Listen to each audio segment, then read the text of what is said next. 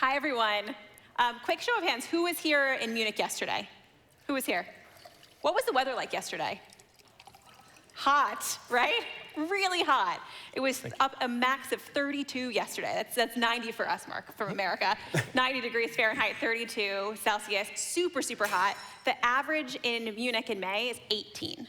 18. Massive change. And I think we see this over and over. The weather is changing, it's getting hotter, the storms are getting stronger. So Alex, what challenges is climate change posing for farmers now? Yeah, besides the temperature change, we see the climate change effects taking place. So we go more and more from traditional farming we know from years before to a more non-predictable way of farming today. We don't know when does the rain come. We don't know how the sun is shining. If it gets up and drawn, it's very dry, or do we have enough water? We've seen it the last 2 years, or do storms, with a storm now in Paderborn 2 days before, or last day.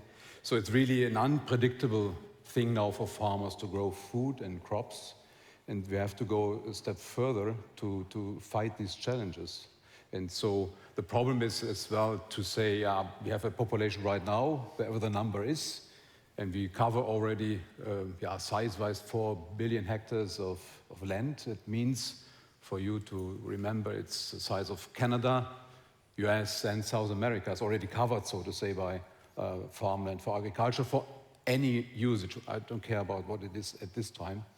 And if we go then 2050 to 10 billion people, we would need then, if we scale it in the ways we are doing it nowadays, we would need additional 2 billion of hectares of farmland. That would mean the size of China and India, and we don't have it, I would say. We are at the limits here. So we have to go and see how this, to do in other ways, to grow things to feed the world. Yeah. And one of the ways that you guys are all doing this is through controlled environment farming. So Mark, can you explain to everybody, what does that mean, and how are you guys using it to solve some of those challenges that Alex just talked about? Yeah, so this is really fundamentally thinking about the challenges we're seeing with the externalities, growing outdoors, and the macro pressures that Alex just talked about. But the idea that we can grow indoors, and so it could be a high-tech greenhouse or indoor vertical farms, and this is about how do we enable local production. How can we bring the farms to where the people are?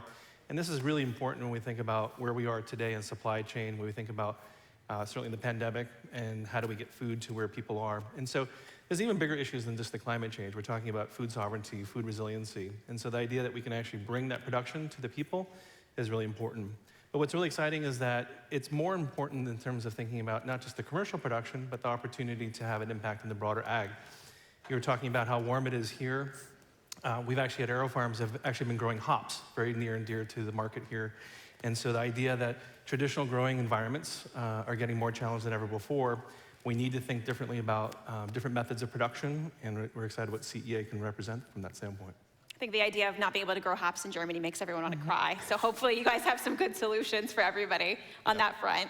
Ryan, Steffi mentioned that you're growing tomatoes in the Middle East, which I think is probably counterintuitive for a lot of people. So talk us through, how did you guys end up with that process, and how are you thinking about growing locally versus the impact it might take for you guys to build a structure, an environment where these things can grow? Yeah, sure. So when people talk about growing locally, very often it will present images of a farmer in a field with his welly boots on and maybe some tools that he's holding. Whereas in reality, particularly within horticulture, if you want to grow tomatoes or berries or strawberries, there are very few climate zones which will allow you to do that 12 months a year. In the Middle East, where we're based in the middle of the desert in Abu Dhabi, in theory you can grow tomatoes in open field 7 months of the year, but then there's a 5-month period in which you can't. So you need to use technology in order to grow. So a high-tech greenhouse or a vertical farm, as AeroFarms are also in the Middle East as well.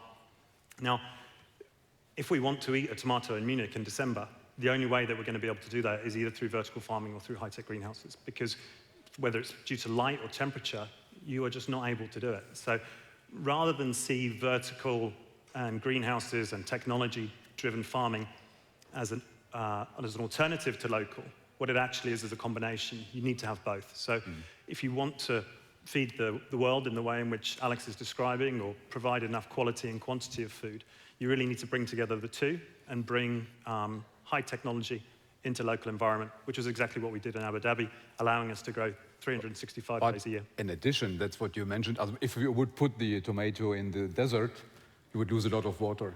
That's why we put it in an enclosed environment, in the controlled environment. There's a closed cabinet like here, so the water usage is maximized. So we use only a tenth of the water in an ideal case of the enclosed vertical farming things. So, or we, of course, have nearly 100% usage of the fertilizers in the system. So it's really bringing down the resources to grow the crops. We really have also less carbon emissions by that. So if you do it the right way, you even save here 90% of carbon emissions. So that's one of the things why you do it in a controlled environment. And you can do it in the tundra, you can do it in the desert. Absolutely. You can do it in space, you can do it in Finland, where there's no sun, right? Not so much sun sometimes.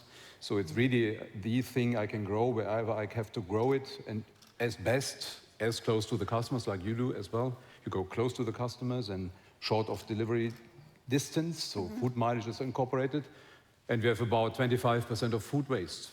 Food never reaching the consumer, even on the field or not on the shelf life ready made. And by the sun, the sunlight which we do here by LED lighting is energy saving as well.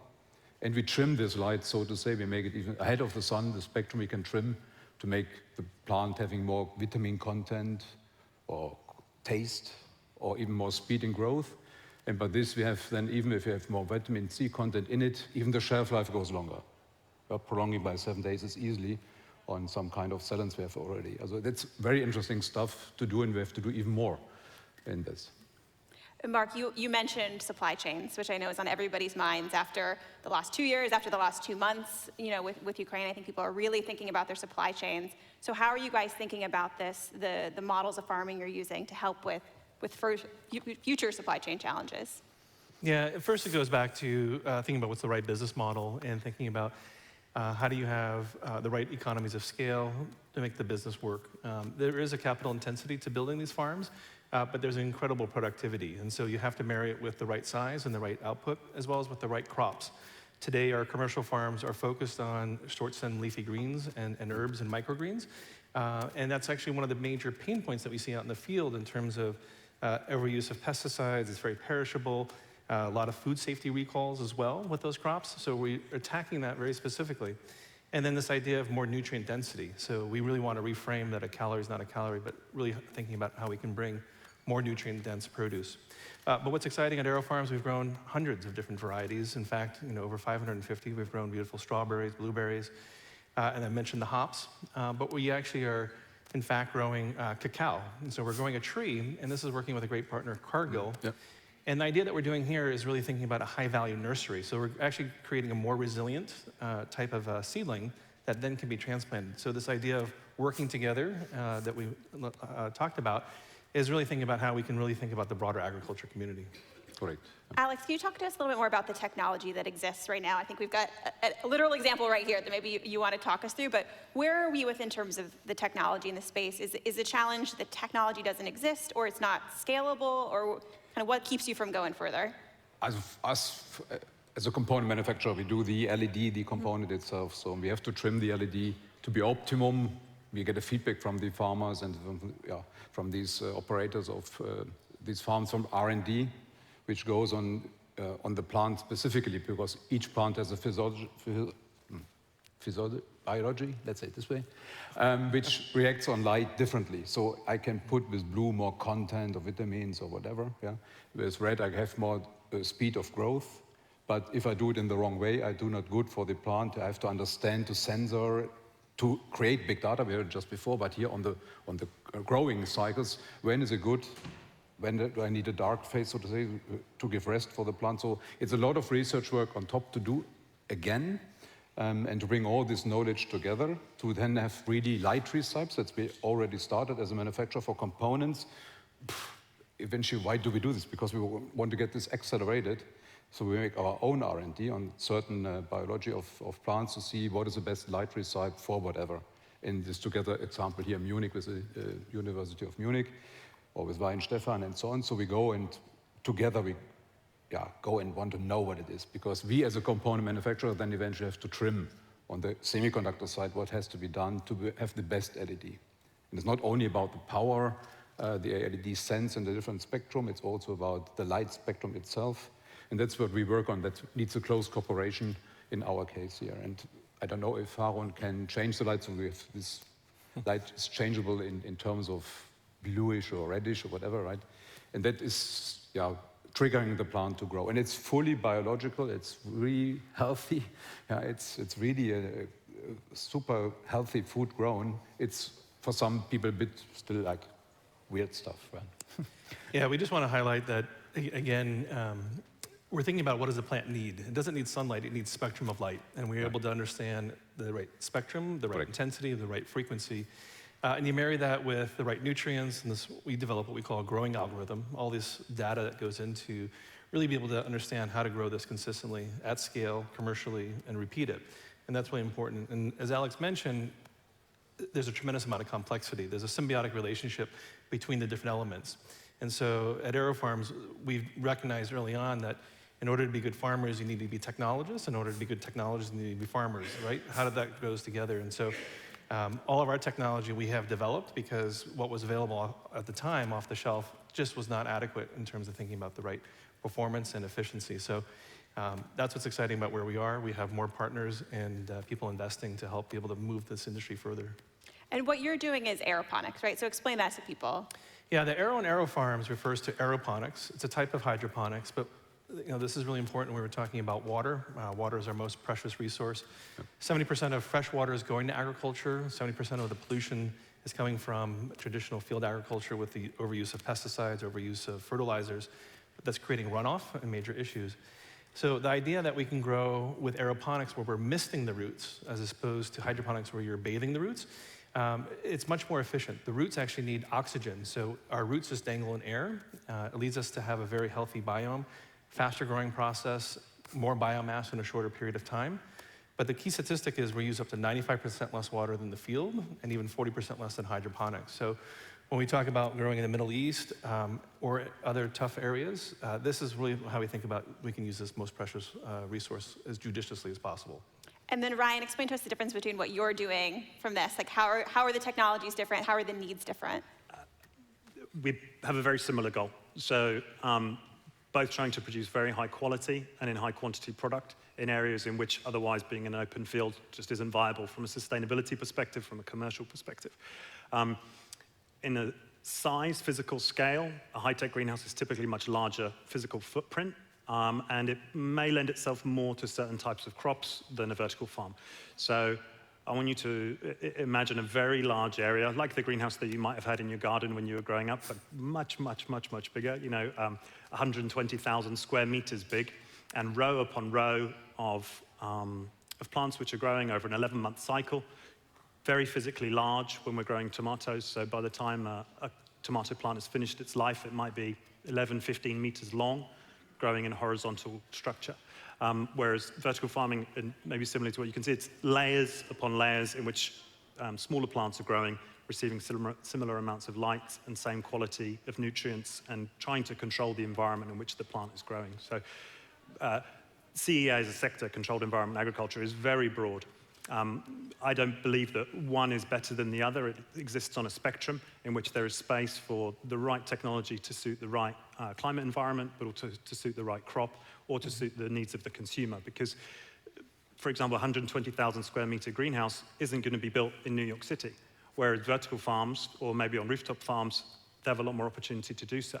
Whereas maybe where we are in Bavaria, you might have opportunities to do slightly outside of Munich, the opportunity for greenhouses. So both exist on the same spectrum. And are you bringing traditional farmers along with you? Are they staffing, or is this something where it's data scientists, it's technologists, and it's different types of people? How are you dealing with that change in careers and jobs? I see it as a combination of all. You need to have the technology along with the farmer. And I sincerely hope that the farmers do come along with controlled environment agriculture. In many ways, they already are, because as soon as you start irrigating or using polytunnels or whatever it might be, you are affecting the environment. You're trying to control it. What Marc's doing and what we're doing is taking it to perhaps a much further level than they've previously been doing. A lot of it depends on the location as well. In the Middle East, in the desert, farming is very, very different to how it exists in Northern Europe. So we have a very different environment in which we exist, and the abilities of the local farming community is very different to what they're used to. So I think it changes depending on the territory, but I sincerely believe the role is for farmers and control environment to progress together. Mark, what about you? Are you bringing traditional farmers along with you? And then I'm going to get you out. Yeah, it's fine. Yeah, without question, because I mean, farmers, the only way they've been able to survive is by adapting technology. And so you think about what they're using in the field today, GPS, satellite, they're using things like drones as well for field monitoring. And so they've recognized that they need to leverage technology. And so this is an opportunity to coexist in terms of that broader community. But there's a bigger discussion point, which is certainly in the US, the average age of a farmer is 58 and they're aging out. And they've wanted a different life for their kids and the kids have gone away. What we find is by providing these new opportunities in tech, but making it tangible, it's about food, we're attracting a new breed of farmer. And so that's what's really exciting when we think about what we need, is we need to bring everybody along here. Yeah, also I have grown up on a farm here in Germany, and my father gave it up in 1973 because the farm was too small. Yeah, we could not scale up anymore, so we rented the land to another farmer, and now this land is again to another farmer and another farmer. So it's, of course, there's a lot of, I think, fear that I get obsolete, or is it in opposition to me? And I see it differently. I say, no, it's a new technology even helping you to grow again your business if it's applied in the correct manner and ways. Of course, it needs a lot of investments still, and it's eventually not seen as a good thing to invest for investors, but it's a big, huge market. Eventually you can rely a bit on the market in the US, what you name here in the billions of dollars.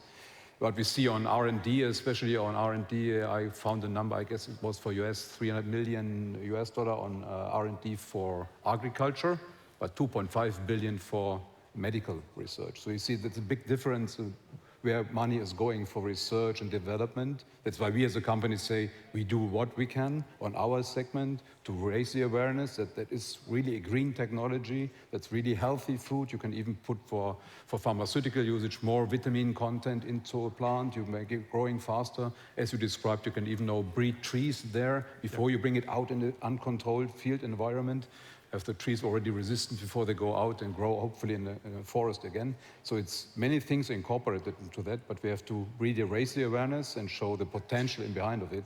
And then, of course, hopefully governmental support will be there, subsidies and subventions, we say in Germany, which are given already to farmers, but eventually need to have a new direction, right? And it's not against the farmer. No, they have to be inside. And yes, we have the same situation as you named here. One of my friend is a farmer, his daughter is now taking the farm and questioning, how do I grow in the future? She has also a family to feed, so to say, right? They have to earn money as well, and no one wants to not to earn money, right? So does that cost become a barrier to entry? Does that mean that it's going to be large conglomerates who are able to do this, or is there a place? Ryan, I see you nodding. Is there a place here for smaller farmers, smaller companies, smaller startups, or are the barriers too high? I think we can all probably agree that the barrier to entry is increasing because they can be quite capitally intense, particularly if you want to achieve scale and with technology that's required. But I think if there is the right environment within a country that enables people to access this sector within a business, then I think it's achievable.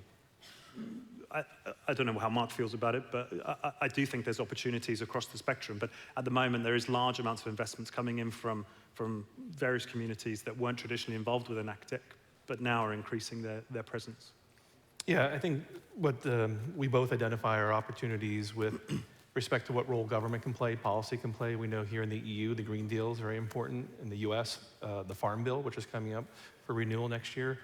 The amount of dollars that are earmarked actually for specialty crops, which is actually the food that we eat, is very small. The amount of dollars that we allocate to actually research is even smaller, just a fraction. And so we're doing a lot of work helping educate government about the need and how this can help be a catalyst and really lead to step change improvements. And so I think this can work hand in hand.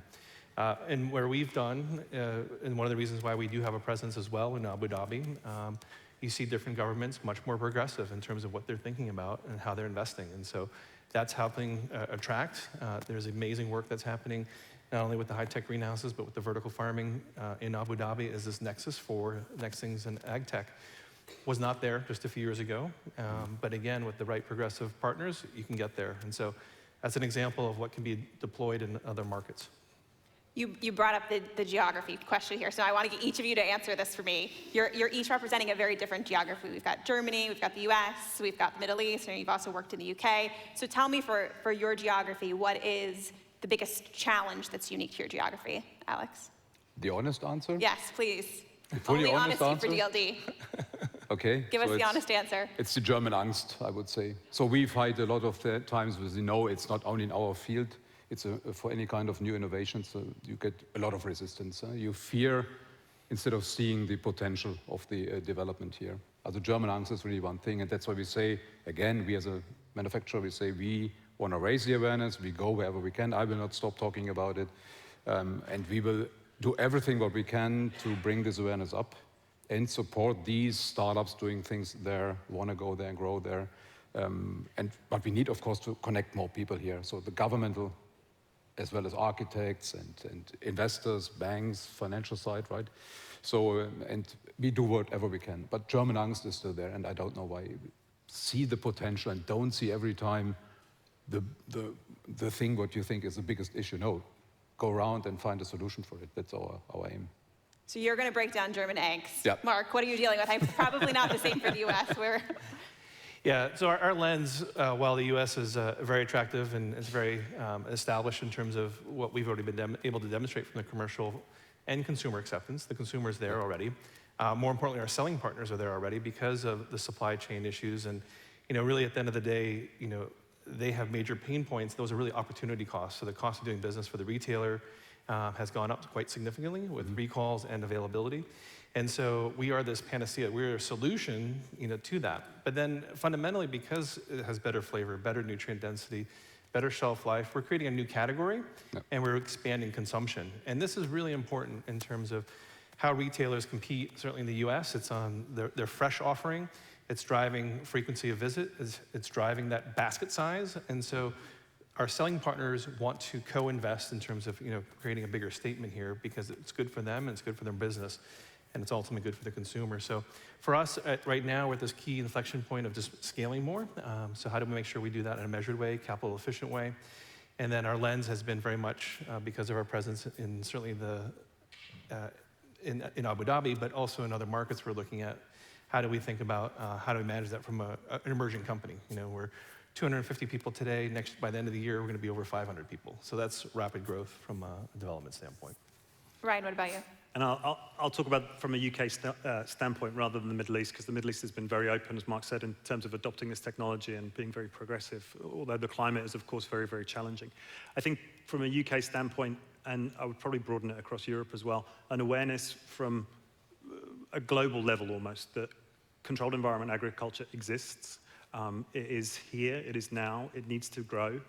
Consumers need to be more aware of it so they can appreciate where the food is coming from, and they shouldn't be scared of this technology, they should embrace it. The financial community should see the opportunity that's there, and at a government level as well, they should be enabling companies to find land, find opportunities, find the ability to grow their companies in order to improve both the quality, the quantity, and ultimately the price of the food that's available on the market, because that's a challenge that everyone is facing right now, particularly over the events of the last 2 years and the last 2 months. The price point of quality produce is worrying people, and controlled environment agriculture offers a really viable alternative to that. And just really quickly, because we're out of time, we want to leave everybody on a positive note and the connectivity of DLD. So really quickly, each of you, what's a positive thing that people can take away from what you're doing? What's a connection that you can make to others? We do it. Let's do it. Don't fear the change. Do it. Don't fear the change. Mark? Yeah, so we've talked a lot about the technology breakthroughs. At the end of the day, the flavor is what's the most compelling thing.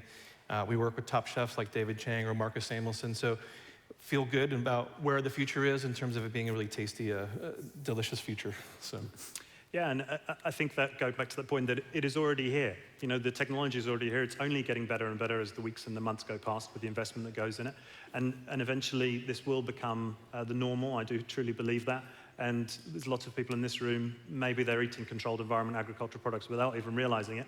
And as visitors who have come to our greenhouse, or I'm sure to Mark's, when you get the opportunity to taste it, and when it's been produced very locally to where you're buying it, it starts to really be a very easy choice in many ways. Please join me in thanking Mark and Alex and Ryan.